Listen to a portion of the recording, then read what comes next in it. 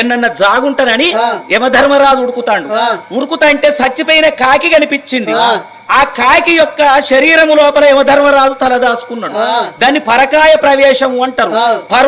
పరులు అంటే ఇతరులు, కాయము అంటే శరీరము.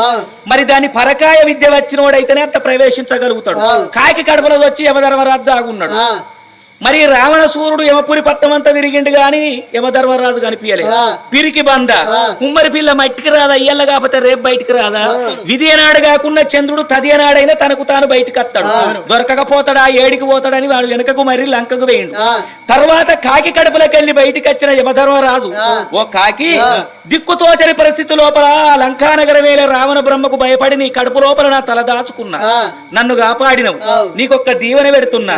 ఎప్పటికి నీకు వయసుతరమే ఉంటది గాని ముసలితనం అనేది ఉండదు. అకాల మృత్యువు చేసేదత్తవు గాని ఆయుష్ కూడిందని నా ఇచ్చ నేను వచ్చి ప్రాణం తీయ. అకాల మృత్యు అంటే ఓ కరెంటు తీగ వినాలితే షాక్ కొట్టు, ఎడన్నా కట్టెబెట్టి దెబ్బ కొడతాను, గప్పుడొచ్చి నీ ప్రాణం తీస్తగాని నా ఇచ్చ నేను నీ ఆయుష్ కూడిందని వచ్చి ప్రాణం తీయ. కలియుగం ఇంకా పుట్ట పంత ఉన్నది, పెరగ పంత ఉన్నది, ఉప్పు పప్పు చోట ఉడక పంత ఉన్నది.